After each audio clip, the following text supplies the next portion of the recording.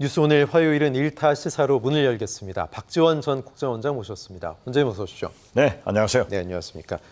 자, 어제 오전 부산 해군 작전 기지에 들어온 일본의 해상 자위대 하마기리함 논란부터 얘기해 보겠습니다. 우길기의 일종인 자위함기를 달고 들어왔는데 이를 놓고 격한 논쟁이 벌어지고 있습니다. 먼저 팩트 체크부터 좀 해 보겠습니다. 자, 국방부의 입장은 일본 함정의 자위함기 개양은 국제적인 관리로 문제를 삼지 않겠다. 또 자위함기와 우길기는 조금의 차이는 있긴 하다. 자위함기는 우길기가 맞고 우길기는 문제가 없다라는 얘기인데, 그러니까 문제가 없다는 건 한일 간 공통된 의견이고 이게 자위함기냐 우길기냐인데, 일단 우길기의 종류 생긴 게 약간 다르긴 한데 거의 비슷하다고 봐야 되겠습니다.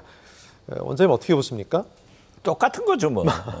원이 약간 치우쳐 있어요. 저건 사실상 한일 정상회담 할 때 윤석열 대통령이 일본을 방문하셔서 몽땅 퍼주고 온 결과죠. 우리 민족의 자존심이 한마디로 무시당하는 것 아니에요? 네, 뭐 한일 정상회담에서 우리가 너무 소위 말씀하신 대로 퍼줬기 때문에 이런 것도 연장선상에서 어쩔 수 없이 감내해야 되는 부분이다 이렇게. 다 그렇죠. 저걸 뭐 민주당에서 또는 국민들이 반항한다고 해서 이 정권에서 뭐 고치냐 그러지도 않을 거예요. 예. 그럼 뭐 최근에 우리의 역사와 국민 감정 이것은 영원하다. 저는 그렇게 봅니다. 예. 여기에 좀 짚어볼 점이 있는데요. 하태경 의원은 또 이렇게 얘기를 하더군요. 독일의 아이언 크로스죠. 철십자기. 이제 오래된 독일의 군 상징하는 깃발인데 이거를 세계가 용인하는 것처럼 일본의 우길기도 세계가 용인하고 있다. 인공기도 허용하는 판에 무슨 얘기냐 이렇게 얘기하고 있습니다. 그런데 독일의 철십자기와 독일 나치 전범기로 알려져 있는 하켄크로이츠랑은 엄연히 좀 다른데 우길기를 세계가 인정합니까? 이건 좀 아니지 않나요, 원장님? 저분들 얘기니까 코멘트할 필요가 없어요.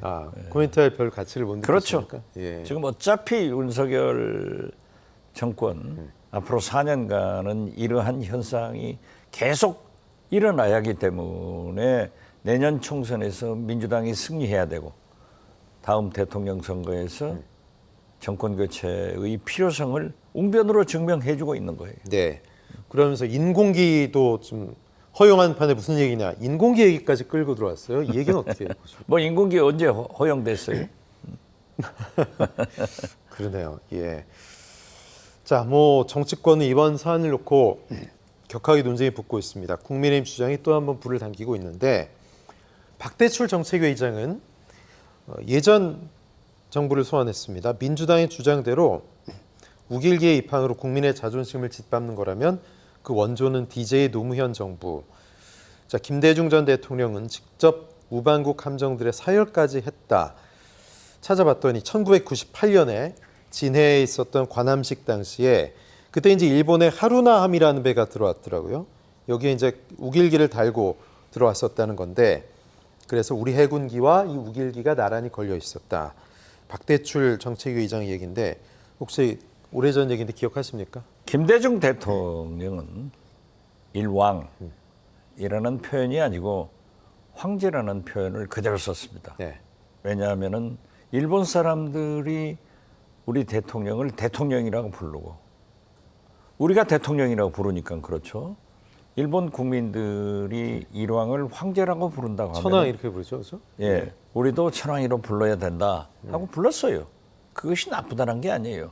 그때는 일본이 그 역사에 대한 충분한 반성과 사과를 했다고요. 그 후 하지 않아가지고 지금 이런 꼴이 되는 거예요. 언젠가는 우리나라도 천황이라고 불러야 되고 우길기도 용인해야겠죠. 그렇지만 그 전에 일본이 과거의 역사적 불행에 대해서 즉 위안부나 강제징용 이런 문제에 대해서 반성하고 사과하고 배상을 할 때 그러한 시대가 열리지 저렇게 아무것도 하지 않은 상태에서 우리만 퍼주면은 뭐가 되겠습니까? 아까 그 하태경 의원 얘기도 철 십자기 아이언 크로스와 하켄크로이츠는 뭐 다를 뿐더러 독일의 경우와 비교하는 건 좀 아닌 것 같습니다. 독일은 그렇죠. 통절한 사과를 했잖아요. 독일은 지금도 얼마나 철저히 반성하고 네. 지금도 나치 전범이 있으면 세계 어느 곳이든지 쫓아가서 처벌을 하잖아요. 교육을 그렇게 시키고. 네. 그걸 독일처럼 하면 되는 거예요. 근데 또 조선일보에서는 이런 얘기를 했어요. 문재인 정부 첫 해였던 2017년에도 자위함기, 이 우길기와 거의 같은. 자, 무슨 조선일보고 무슨 저분들이 하는 얘기를 하면은 똑같다니까요. 네, 네. 그대로 두세요. 그렇지만 우리 역사와 우리 국민의 자존심은 예. 지금 현재 어디에 가 있는가? 네. 이걸 한번 의식하시라고 그러세요. 예. 그러면 뭐 이렇게 아까 말씀하신 뭐 퍼주기 이거의 결과가 최근에 오염수 처리 과정 지켜보고 왔다고 하는데 이 문제에도 그대로 좀 녹아들어 있다고 보십니까? 당연하죠. 네. 한일 정상회담을 하면서 강제징용 문제에 대해서 화끈하게 양보를 했고 사실상 후쿠시마 오염수 방류를 용인한 것 아니에요? 그러니까 이번에 시찰단이 뭡니까? 검증단위가 나가야지. 네. 여기에 민간 환경 전문가도 없고 언론도 없고 시료 채취도 못하고 면면이 공개되지도 않았잖아요. 면면이 공개되지도 네. 않고 뭐가 그렇게 무서워요? 뭐 그 우주복 같은 거 입고 술술술 버스도 뒷구멍 타고 이런 걸 보면은 떳떳하지 못하다. 네. 그래서 제가 지금 우리 박지원의 식탁 그 메디시 메디어 TV에서 그 김익중 반핵 의사의 운영위원과 인터뷰를 같이 하고 왔어요. 네. 이분이 동국대학교 의과대학 전 교수이신데 오염수 방류에 대해서 많은 자료를 주시더라고요. 이걸 보면은 이 오염수가 200가지 중에서 도쿄 전력이 이 검증을 한 것은 7가지밖에 안 돼요. 종류가 엄청나게 다양하다. 엄청나게 많죠. 말씀이시죠? 그 중에서도 한 가지는 62가지를 합해가지고 알프스라는 소위 검증을 했는데 모든 것이 삼중수 등 기준치 미달이에요. 그래서 이러한 그 통계를 보더라도 이게 지금 물론 알프스로 검증을 하니까 어떤 오염수는 이렇게 기준치 미만의 방수가 있어요. 예. 그렇지만은 오염수 종류에 따라 다 다르군요. 다 다르죠. 네, 네. 그리고 62가지를 한꺼번에 조사한 것은 기준치보다 훨씬 우위고 또 삼중수도 기준치보다 우위예요. 예. 그래서 이 김일중 교수님의 말씀은 위험하지 않는 방사성 물질은 없다. 네. 모두 위험하다. 이런 것을 지금 하고 있잖아요. 또 나아가서 이번에 검증단이 가니까 안녕하십니까 오염수님 하고 돌아왔는데 아무것도 공개를 못 하잖아요. 예. 더 가관은 지금 일본 정부에서 수산물 수입해달라. 이제 수순이겠죠. 그렇죠. 예. 그렇게 하고 있는데 이번에 또 환경연합 이 김춘희 이 사무총장하고 제가 박지원의 식탁에서 같이 방송을 해봤어요.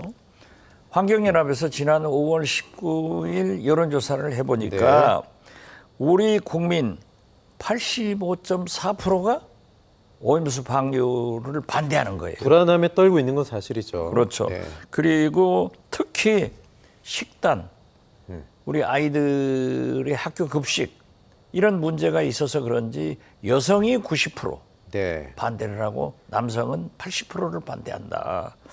그런데 보수층도 80% 이상이 반대를 해요. 이것은 보수가 진보나 없다. 이런 얘기를 하면서 우리 국민의 79%가 안전하지 않다. 예. 그래서 우리는 그 오염수를 먹고 자란 수산물을 먹지 않겠다가 72%예요. 이런 것을 보더라도 얼마나 현 정부가 잘못된 방향으로 가고 있는가. 그래서 예. 저는 우리 국민들이 조금 더 윤석열 대통령께 촉구를 해서 절대 오염수 방류를 반대하고 나아가서 농수산물 수입을 절대 금지한다 예. 하는 발표가 있었으면 좋겠어요. 예. 지금 일본 군함이 우길기를 달고 들어오고 안 들어오고가 중요한 게 아니라 그건 아무것도 아니에요. 예, 그렇죠. 우리 지금 국민들에게 닥쳐 있는 그런 그렇죠. 안전과 관련된 우리 예. 생명의 위험이 있는 예. 거예요. 혹자는 지금 보면은 그래요. 국민의힘 의원들이 예. 이명박 대통령 때 광우병 괴담을 하고 있다. 그런데 그게 아니에요. 이명박 대통령은요.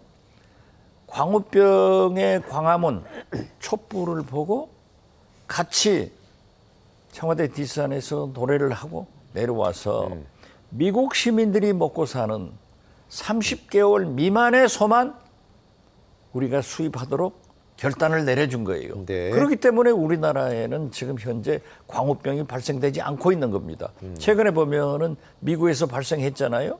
그래서 저는 이러한 광우병을 보더라도 윤석열 대통령도 이명박 대통령처럼 결단을 내려서 어떤 경우에도 방류를 반대하고 농수산물 수입을 금지해야 된다 하는 말씀을 드립니다. 네, 그럼 이제 정부 입장에서는 일본과 분위기가 좋아지고 있는데 또 냉전으로 가는 게 아니냐 이런 우려를 스스로도 할 것 같아요. 무슨 정부 냉전입니까? 입장에서는. 일본 국민들도 반대하고 네.